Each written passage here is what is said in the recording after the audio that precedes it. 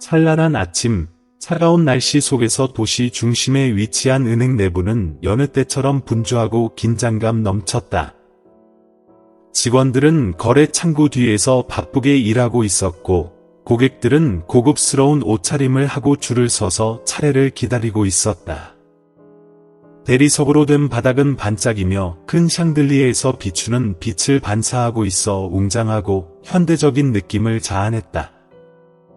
그 완벽한 분위기 속에서 유리문이 살짝 열리는 소리가 들렸다. 한 노인이 마른 체격으로 입구로 들어섰다. 그는 색이 바랜 모자 하나를 쓰고 있었다. 몸에는 낡고 더러운 외투를 입었고 바지는 해지고 더러워져 있었다. 바닥에 묻은 진흙과 닳아버린 구두는 그의 모습을 더욱 초라하게 보이게 했다. 그는 작은 천 가방을 들고 주름진 종이를 손에 꼭 쥐고 있었다. 은행 내부의 분위기가 잠시 정지된 듯했다. 바쁜 고객들은 전화통화를 하거나 직원과 이야기를 나누고 있었지만 그들은 저절로 고개를 돌려 그를 바라보았다. 처음의 호기심은 곧 불쾌감과 경멸로 바뀌었다. 그러나 노인은 주변의 시선을 전혀 의식하지 않는 듯 보였다. 그는 은행의 중앙 홀로 걸어갔다. 그의 걸음은 약간 구부정하고 무거운 노동의 세월이 남긴 허리가 굽은 모습이었다. 그의 발자국은 바닥에 진흙을 남겼다. 근처에서 일하던 한 젊은 여성은 얼굴을 찌푸리며 아이를 데리고 노인에게서 멀리 떨어지려고 했다. 근처의 청소 직원은 서둘러 다가가 노인의 발자국을 닦아내기 시작했다. 거래 창구 뒤에서는 야망 가득한 젊은 직원, 난이 컴퓨터 화면에 집중하고 있었다. 단정한 머리와 깔끔한 정장을 입은 그녀는 주위에서 들려오는 웅성거림에 고개를 들었다. 그녀의 눈은 노인의 모습에 멈췄다. 얼굴이 찌푸려졌고 노인의 머리에서 발끝까지 빠르게 훑어보며 미소를 지었다. 마음속으로 불쾌감을 느끼며 생각했다.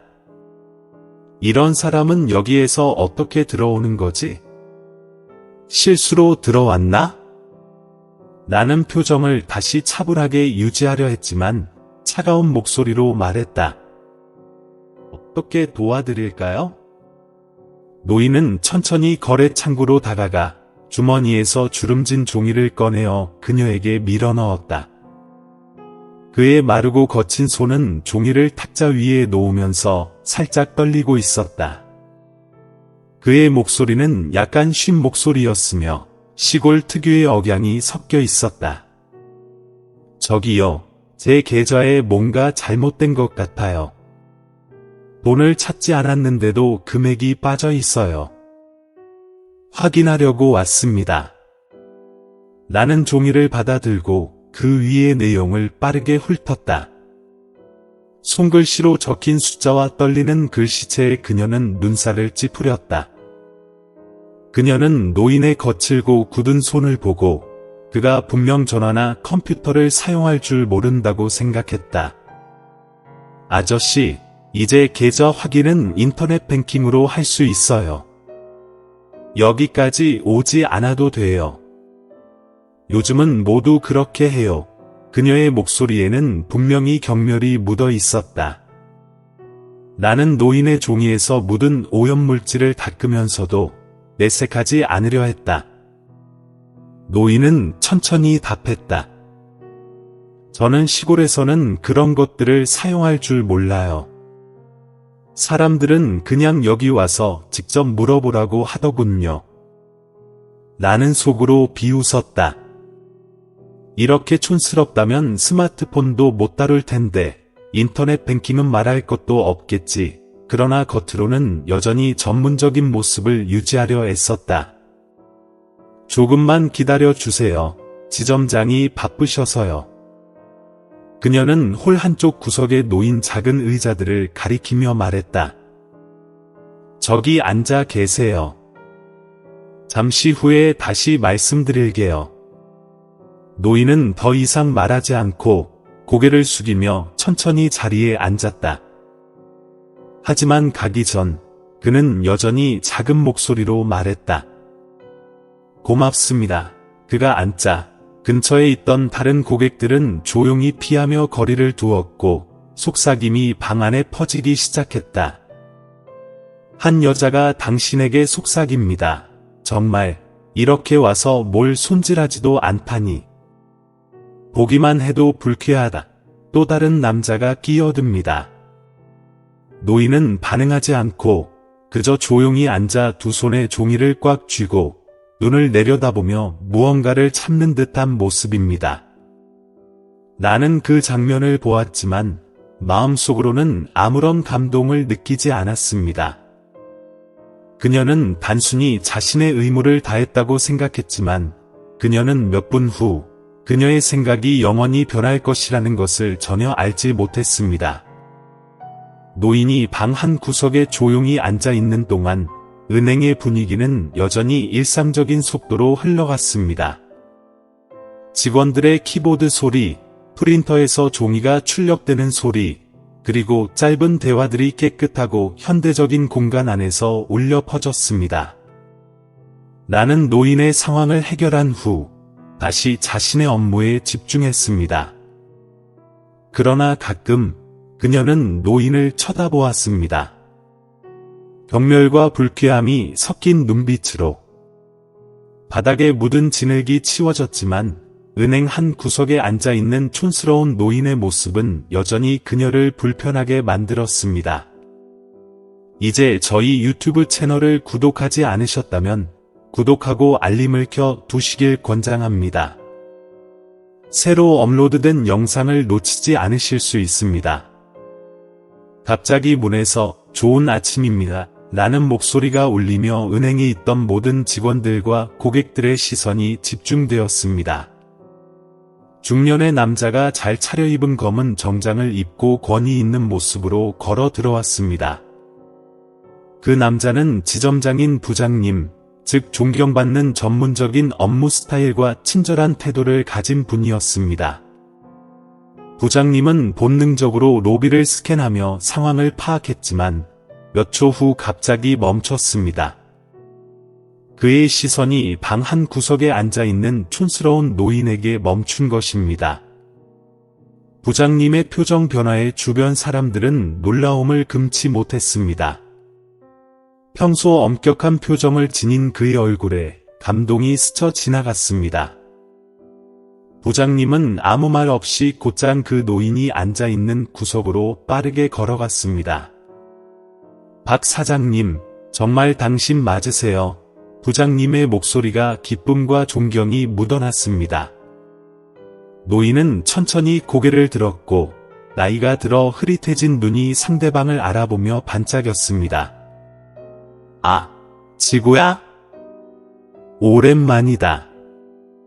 부장님은 망설임 없이 노인의 굳은 손을 잡고 고개를 숙였습니다. 그의 동작은 진심이었으며 전혀 억지스러움이 없었습니다. 이 장면을 본 주변의 직원들과 고객들은 모두 깜짝 놀랐습니다. 나는 거래 창구 뒤에서 얼어붙어 서 있었습니다. 그녀는 믿을 수 없었습니다.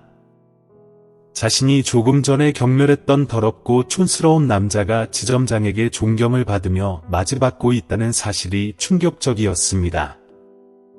언제 올라오셨나요? 미리 말씀해 주시면 제가 나가서 모시러 갔을 텐데요. 부장님이 따뜻한 목소리로 말했습니다. 노인은 가볍게 웃으며 여전히 차분한 표정으로 말했습니다. 그냥 은행에 조금 물어볼 일이 있어서 지나가다가 들렀어요. 누구도 방해하고 싶지 않아서. 무슨 말씀이세요? 박 사장님은 이 은행을 얼마나 도와주셨는데 어떻게 방해가 될 수 있겠어요? 부장님이 간절한 목소리로 말했습니다. 저희 사무실로 가세요. 제가 직접 문제를 해결해 드리겠습니다. 노인은 고개를 끄덕이며 일어섰습니다. 그러나 부장님을 따라가기 전에 그는 잠시 란을 돌아보았습니다. 그의 눈빛은 여전히 차분했으며 어떤 원망도 없었습니다. 하지만 그 침묵이 오히려 란을 불편하게 만들었습니다. 그녀는 급히 고개를 돌렸고 얼굴이 빨갛게 달아올랐습니다. 노인과 부장님이 사무실로 들어가자 은행 안에서는 소문이 퍼지기 시작했습니다. 일부 고객들은 노인의 신원을 궁금해하며 속삭였고 몇몇 직원들은 호기심을 감추지 못하고 의미 있는 눈빛을 주고받았습니다. 그러나 아무도 말을 꺼내지 않았고 나는 여전히 창구 뒤에서 조용히 서 있었습니다. 그녀는 당황하고 부끄러워하면서 그 노인이 누구길래 부장님이 이렇게 존경하는 걸까? 라는 질문이 머릿속을 떠나지 않았습니다. 내가 잘못한 게 있나? 라는 질문이 계속해서 머릿속에서 떠오르며 점점 더 커졌고 그녀는 답을 찾을 수 없었습니다. 자신의 행동이 부장님에게 큰 실수를 초래했음을 깨닫기 시작한 나는 이 일이 자신의 직장 내 경력에서 가장 큰 실수였을지도 모른다는 생각이 들었습니다. 사무실 안은 따뜻하고 존경이 가득한 분위기였습니다. 부장님은 신중하게 뜨거운 차 한 잔을 따라 노인에게 건넸습니다. 나이든 얼굴에 주름이 새겨졌지만 그 노인은 여전히 풍부한 경험을 지닌 사람다운 차분함을 풍겼습니다. 바크투 씨는 오늘 제가 뵙게 되어 정말 운이 좋으세요. 미리 말씀해 주시면 준비할 수 있었을 텐데요. 오 씨가 진심 어린 목소리로 물었습니다. 흥 씨는 가볍게 고개를 젓고 미소 지었습니다. 뭐, 대접할 게 있겠습니까? 저는 그저 시골의 늙은 농부일 뿐이에요. 작은 일이 있어 부탁드리러 온 거죠. 흥 씨가 대답했습니다. 그렇게 말씀하세요, 바크. 만약 바크가 없었다면 이 은행은 오늘날의 모습을 가질 수 없었을 거예요. 오 씨가 감사를 담아 말했습니다. 바크는 우리가 가장 어려운 초기에 은행을 유지할 수 있도록 도와주셨습니다. 저는 그 일을 절대 잊지 않을 거예요. 흥 씨는 그 말을 듣고 미소만 지었지만 그의 눈에는 그를 감추려는 슬픔이 잠깐 스쳤습니다. 그의 목소리는 마치 옛 기억을 되새기는 듯이 낮아졌습니다. 그 일은 작은 일일 뿐이에요. 그때 은행이 새로 지점을 열었을 때 모두가 두려워하고 거래를 꺼렸어요. 그래서 저는 믿을 수 있는 사람이 없다면 어떻게 은행이 잘 서 있을 수 있을까요? 그래서 제 모든 저축을 여기다 넣기로 결심했어요. 그게 오 씨를 돕는 것뿐만 아니라 이 지역 사람들에게 신뢰를 줄 수 있다고 생각해서요. 오 씨는 고개를 끄덕이며 깊은 존경을 표했습니다. 바크가 제 돈을 넣었을 뿐만 아니라 주변 사람들에게 은행에 대해 저축과 대출에 대해 설명해 주었어요. 바크가 없었다면 우리는 절대 발전할 수 없었을 거예요. 오 씨가 말했습니다. 흥 씨는 차를 한 모금 마시며 창밖을 바라보았습니다. 저는 그저 사람들이 더 힘들지 않게 돕고 싶었을 뿐이에요. 그때 저는 돈을 벌기 위해 정말 많은 고생을 했어요. 그래서 신뢰의 중요성을 알게 되었죠. 신뢰가 있으면 모든 것이 바뀔 수 있어요. 그들의 이야기는 방 안에서만 들리고 로비에서는 란의 마음속에 궁금증과 걱정이 커져갔습니다. 그녀는 계속해서 자문했습니다. 저 늙은이는 누구길래 이렇게 존경을 받는 거지? 오 씨와 흥 씨의 관계는 그녀가 오 씨에게 대했던 태도와는 완전히 달랐습니다. 이 사실은 그녀를 불편하게 만들었습니다. 잠시 후 사장실 문이 열리고 오 씨는 직접 흥 씨를 배웅했습니다. 그의 얼굴에는 여전히 깊은 존경과 따뜻함이 묻어 있었습니다. 바크, 걱정 마세요. 제가 직접 이 문제를 해결할게요. 필요하시면 언제든지 저에게 말씀하세요. 오 씨가 말했습니다. 고마워요. 잘하고 있어요. 나는 당신을 믿어요. 흥 씨가 고개를 가볍게 끄덕이며 답했습니다. 그리고는 방을 나갔습니다. 흥 씨가 방을 나가자 은행 안의 모든 시선이 그에게 집중되었습니다. 하지만 처음의 경멸적인 시선은 사라지고 이제 그 눈빛은 호기심과 어느 정도의 존경이 섞여 있었습니다. 흥 씨는 천천히 거래처를 지나갔고 나는 그가 다가오는 것을 느끼며 가슴이 빨리 뛰기 시작했습니다. 그녀는 고개를 들지 못했지만 흥 씨가 자신을 조용히 바라보고 있다는 것을 느꼈습니다. 갑자기 흥 씨는 그녀 앞에 멈춰 섰습니다. 그의 목소리는 여전히 부드럽고 평온했지만 그 속에는 설명할 수 없는 무게가 담겨 있었습니다. 이곳에서 일하는 건 쉽지 않지, 그렇지? 많은 사람들을 만나고 다양한 상황을 마주하게 될 거야. 하지만 기억해, 사람마다 각자의 이야기가 있어. 겉모습만 보고 판단하지 마.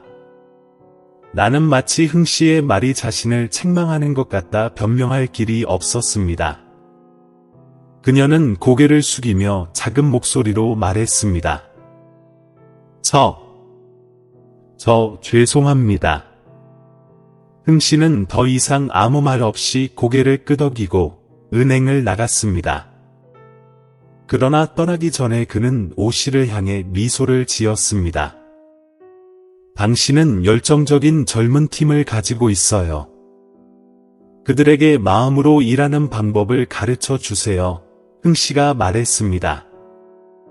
지 사장님은 가볍게 고개를 끄덕이며 잠시 란을 바라보면서 무언가를 이해한 듯한 눈빛을 보냈다.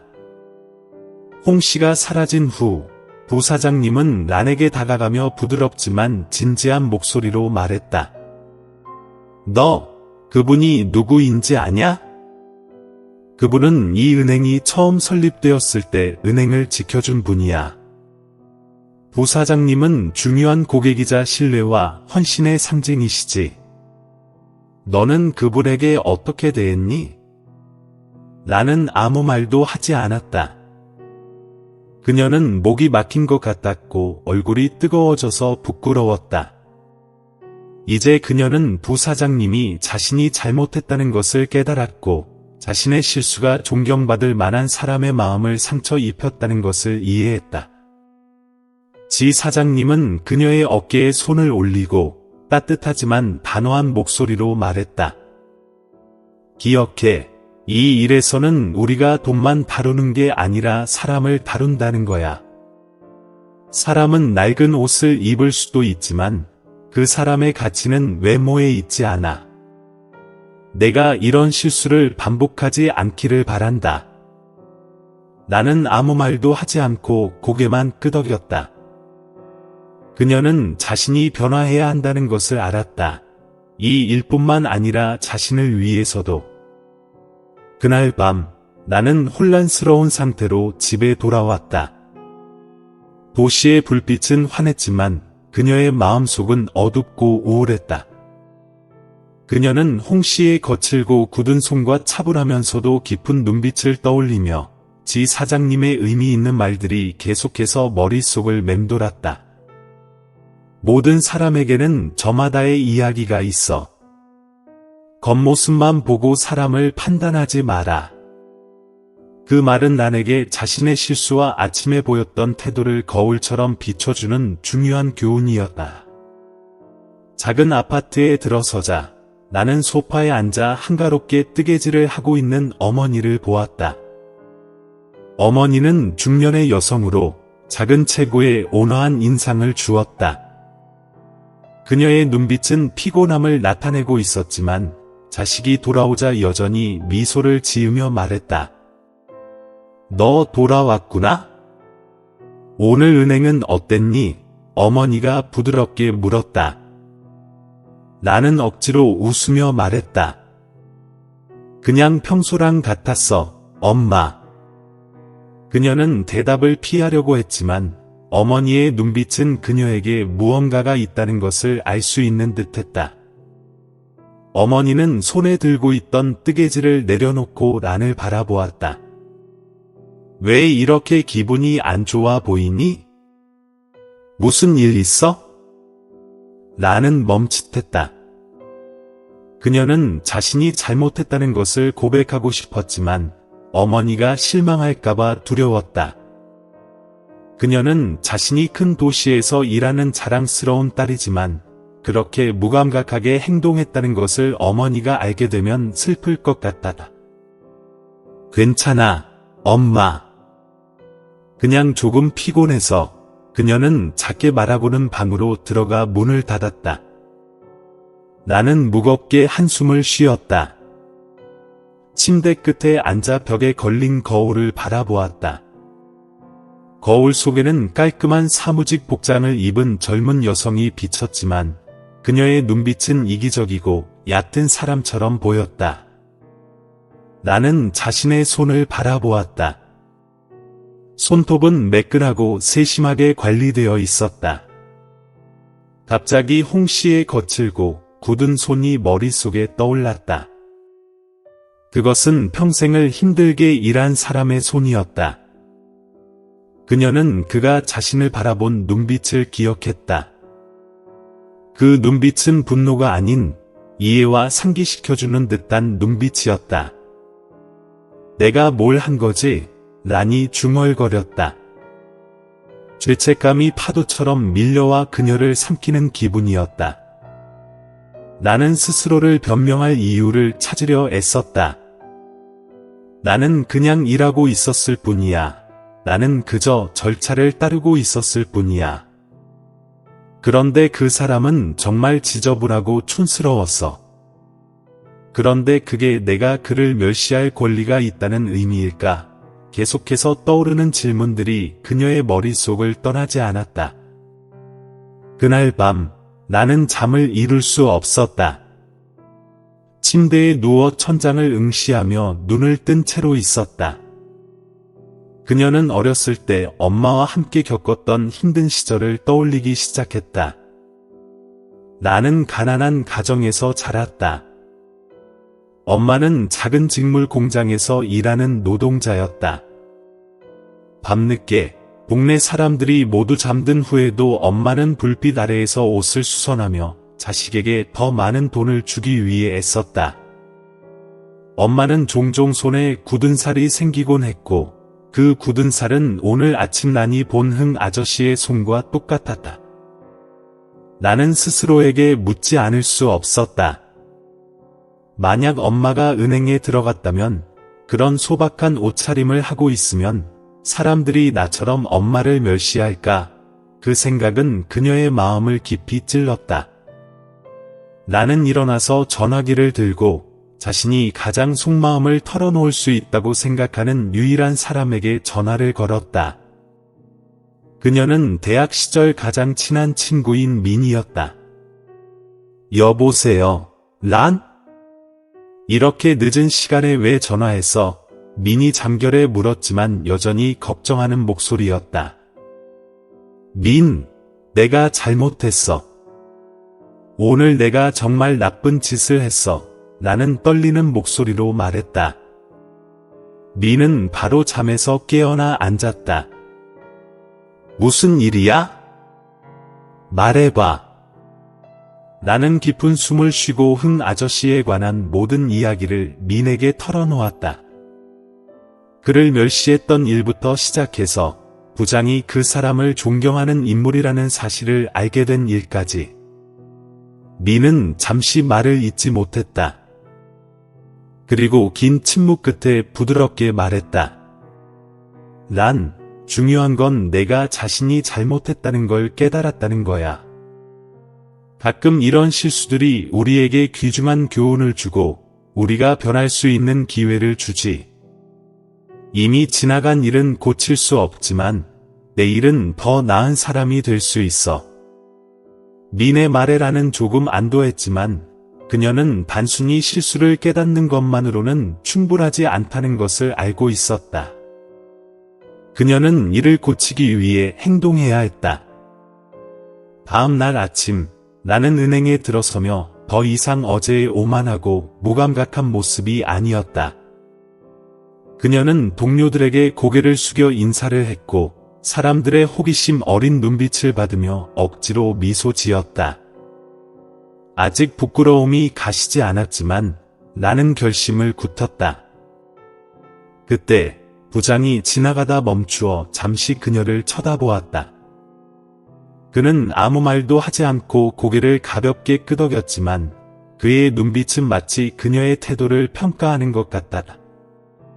나는 고개를 살짝 숙이며 자신이 모든 것을 바로잡을 수 있는 마지막 기회 앞에 서 있다는 생각이 들었다.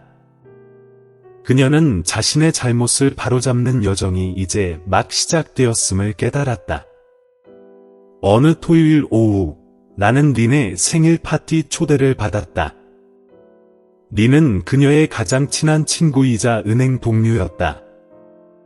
나는 처음에는 망설였지만 직장에서의 압박과 죄책감을 떨쳐버릴 시간이 필요하다고 생각했다.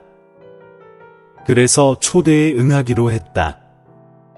린의 집은 도시 외곽의 조용한 주택가에 있었고 중심가의 소란과는 충분히 거리가 있었다. 나는 간단한 드레스를 입고 파티가 열리는 아늑한 집에 들어서며 억지로 미소 지었다. 안녕 내가 못 올까봐 걱정했어. 린이 기쁘게 외치며 그녀를 안으로 안내했다. 내 가족을 소개할게. 나는 고개를 끄덕이며 린을 따라 거실로 들어갔다. 그곳은 린의 가족과 친구들의 웃음소리로 가득 찼다. 그러나 문을 지나자 나는 갑자기 멈춰 섰다. 거실 한가운데 부드러운 미소를 지으며 사람들과 대화하고 있는 나이 많은 남자가 보였다. 그 사람은 며칠 전 자신이 모욕을 준 바로 그분, 홍 씨였다.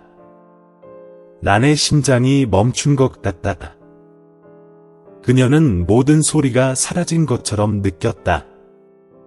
실제로 주변에서는 여전히 웃음소리가 들리고 있었지만 나는 손에 들고 있던 가방을 꽉 움켜잡고 머릿속이 혼란스러웠다. 왜 그분이 여기 계시지? 그분은 나를 기억하실까? 린은 미소를 지으며 란의 당황한 표정을 신경 쓰지 않고 계속해서 소개했다. 이분은 제 외할아버지 홍 씨예요. 제가 자주 말한 그분이죠. 시골에서 농사를 아주 잘 지으셨어요. 홍 씨가 돌아보며 란의 얼굴을 흘깃 바라보았다. 나는 심장이 가슴 밖으로 나올 것 같았지만 홍 씨는 그저 미소를 지으며 아무런 반응도 보이지 않았다. 이 소녀, 어딘가에서 본 것 같네요. 나는 그가 자신을 기억했다는 것을 알았다. 그녀는 입술을 깨물며 부끄러워하며 고개를 숙여 인사했다. 안녕하세요. 저는 란이에요. 린의 동료입니다. 린은 기쁨의 참 목소리로 덧붙였다. 나는 정말 똑똑한 사람이에요, 할아버지. 중앙은행에서 일하고 있어요. 저는 그녀 같은 동료가 있어서 정말 자랑스러워요. 홍 씨는 더 이상 말을 하지 않고 미소를 지으며 고개를 끄덕였다. 나는 그의 침묵이 마치 수천 개의 바늘이 그녀의 마음을 찌르는 것 같다. 방 안의 누구도 그녀의 당황한 기색을 알아차리지 못했지만 그녀는 그 어떤 방법으로도 그것을 피할 수 없었다. 본격적인 식사가 끝난 후 나는 홍 씨를 피하려 했지만 결국 그와 마주치지 않으려고 애썼다. 그러나 사람들이 하나둘씩 떠나기 시작할 때 그녀는 홍 씨가 혼자 발코니에 서서 정원을 바라보고 있는 모습을 보았다. 나는 이것이 자신의 실수를 바로잡을 유일한 기회라는 것을 알았다. 그녀는 가까이 다가갔고 심장이 두근거렸다. 홍 할아버지, 그녀가 말을 걸었다. 홍 씨가 돌아보았고 그 표정은 은행에서와 같이 평온했지만 이번에는 예상치 못한 부드러움이 느껴졌다. 그는 아무 말 없이 그냥 서서 그녀가 말을 할 때까지 기다렸다. 죄송합니다. 난이 떨리는 목소리로 말했다. 며칠 전에 은행에서 제대로 행동하지 못했어요. 정말 후회하고 있고 제 행동에 너무 부끄럽습니다. 홍 씨는 바로 대답하지 않았다. 그는 잠시 그녀를 바라보다가 살짝 한숨을 내쉬었다. 자기가 잘못을 인정하는 게 좋네요. 누구나 실수는 할 수 있죠. 중요한 건 그 실수를 고치는 거예요. 나는 고개를 숙이고 눈물이 터질 듯 했다. 왜 그렇게 행동했는지 모르겠어요. 아마 일 때문에, 압박감 때문에 그런 것 같아요. 저는 제 자신이 점점 무감각해진 것 같아요. 그런데 할아버지를 보고 나니까 저도 바꿔야겠다고 느꼈어요. 홍 씨는 부드러운 미소를 지었다. 이 소녀야, 나는 너를 탓하지 않아요. 중요한 건 내가 기억해야 할 것은 사람은 겉모습만으로 평가할 수 없다는 거예요. 그날 내가 본 것은 평생이라고 헌신해온 삶의 결과예요. 내 손에 있는 굳은 살이 그걸 증명해요. 나는 그의 손을 바라보았다. 처음으로 그녀는 그 손들의 깊은 의미를 느꼈다. 그 손들은 단지 생계를 위해 일한 것만이 아니라 사람들과의 신뢰를 쌓고 주위 사람들을 도왔으며 의미 있는 삶을 살아왔다는 증거였다. 떠나기 전에 홍 씨는 란의 어깨에 손을 올리며 따뜻한 목소리로 말했다. 나는 내가 미래에 더 잘할 거라고 믿어. 일어난 일을 내 걸음에 방해가 되지 않게 해. 이걸 교훈 삼아 진심으로 살아가고 일하길 바란다. 나는 눈물을 참을 수 없었다. 고개를 숙이며 진심으로 감사드립니다. 홍 할아버지, 라고 말했다. 홍 씨가 돌아서자 그녀는 한동안 그 자리에 서서 가슴이 한층 가벼워진 느낌을 받았다. 그날 밤 집으로 돌아가는 길에 라는 자신이 진정으로 변화할 수 있는 방법을 생각했다. 그것은 단순히 사과가 아니라 살아가고 일하는 방식, 그리고 미래를 위한 삶의 자세였다. 그리고 그녀는 이것이 자기 변화를 위한 여정의 시작에 불과하다는 것을 알았다. 니네 집에서 흥 씨와 만난 후 나는 예전의 자신을 깨닫고 변화하기 시작했다. 흥 씨의 말은 단순한 충고가 아니라 자기 자신과 일을 다시 바라볼 수 있도록 도와주는 나침반이었다. 그녀는 일상과 업무에서 가장 작은 것부터 변화를 시작하기로 결심했다. 월요일 아침, 나는 다른 태도로 은행에 들어갔다. 평소에 냉담하고 바쁜 모습 대신 그녀는 진심으로 미소를 지으며 동료들에게 인사를 건넸다. 사람들의 놀란 시선에 그녀는 조금 부끄러웠지만 이제는 여기서부터 시작해야 한다는 것을 알았다. 일하는 중 나는 고객의 입장에서 생각하려고 노력했다. 한 노인이 천천히 창구로 다가올 때 예전처럼 조급해하지 않고 부드럽게 안부를 묻고 인내심을 가지고 안내했다. 한 중년 남성이 소박하게 옷을 입고 돈을 찾으러 왔을 때는 미소로 맞이하고 그가 이야기하는 집을 떠난 자녀 이야기를 경청했다. 나는 모든 고객이 단순한 거래가 아니라 하나의 인생 이야기를 가진 사람들임을 깨달았다. 그 이야기들은 크든 작든 각기 다른 의미를 담고 있다. 그녀의 임무는 단순히 서류를 처리하는 것이 아니라 고객이 존중받고 있다는 느낌을 주는 것이었다. 나는 또한 자신이 동료들에게 차갑고 때때로 불쾌감을 주었던 태도를 깨달았다. 이제 그녀는 그 태도를 바꾸기 위해 노력하고 있었다. 그녀는 새로 온 동료들을 돕고 경험을 나누며 실수에 대해 책임을 지는 것을 주저하지 않았다. 린, 은행에서 가장 친한 친구는 란의 변화를 보고 깜짝 놀랐다. 란, 요즘 많이 변했네. 예전엔 까다로운 고객들하고 일하는 걸 불평하더니 요즘은 항상 웃고 있네. 나는 그저 웃으며 대답하지 않았다. 그녀의 마음속에는 새로운 평화가 자라나고 있었다. 그녀는 그 어느 때보다 일이 의미 있다고 느꼈다. 몇 주 후, 흥 씨가 다시 은행에 찾아왔다. 이번엔 훨씬 깔끔한 옷을 입고 있었지만 거칠어진 손과 온화한 눈빛은 변하지 않았다. 나는 흥 씨를 보고 즉시 창구를 떠나 인사하며 말했다. 안녕하세요, T씨. 오늘은 무슨 일로 오셨나요? 제가 도와드릴게요. 나는 진심과 존경이 담긴 목소리로 말했다. 흥 씨는 미소를 지으며 고개를 끄덕였다. 고마워, 젊은이. 오늘은 조금 더 돈을 예금하려고 왔는데 잠깐 너와 이야기를 나눠도 될까? 나는 그를 은행 안의 조용한 구석으로 안내했다. 흥 씨는 나를 바라보며 만족스럽고 깊은 눈빛을 보냈다. 오늘 내가 확 달라진 것 같아. 사람들과 일하는 방식이 예전과 많이 달라졌네. 무엇이 너를 이렇게 바꾸게 했을까? 나는 잠시 침묵하다가 떨리는 목소리로 대답했다. 선생님 덕분에 제 실수를 깨달았어요. 이제 저는 제 일이 단순히 업무를 끝내는 것이 아니라 우리 은행을 믿고 맡긴 사람들을 존중하는 일임을 이해하게 됐어요. 흥 씨는 고개를 끄덕이며 자랑스러운 눈빛을 보냈다.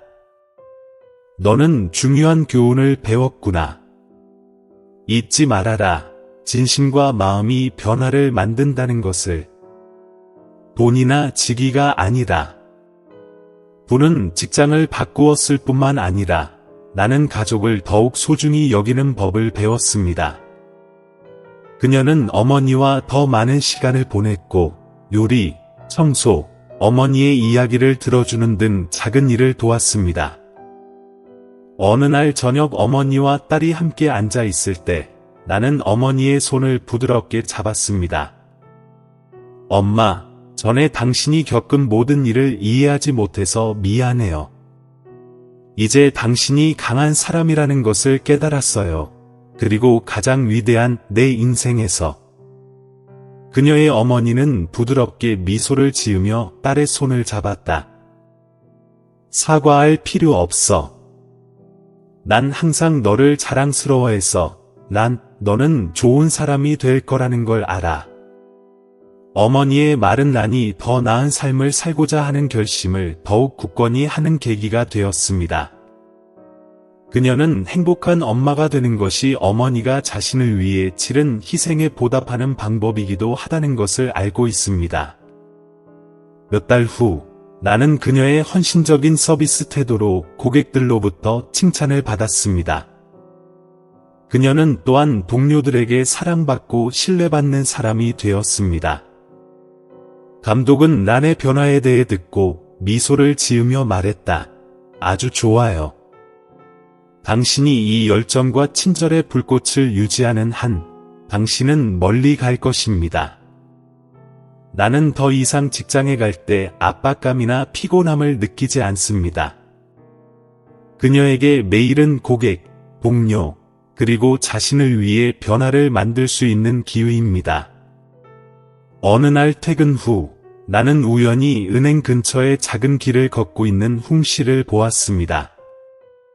그녀는 그에게 인사하기 위해 걸어갔고, 비유씨는 간단히 나는 당신을 자랑스럽게 생각합니다.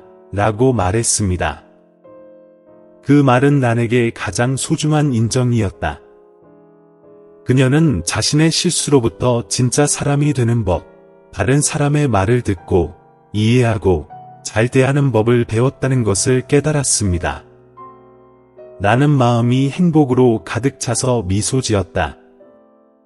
그녀의 변화의 여정은 계속되고 있지만 이제 그녀는 진실하고 사랑의 참 마음으로 전진할 준비가 되었습니다.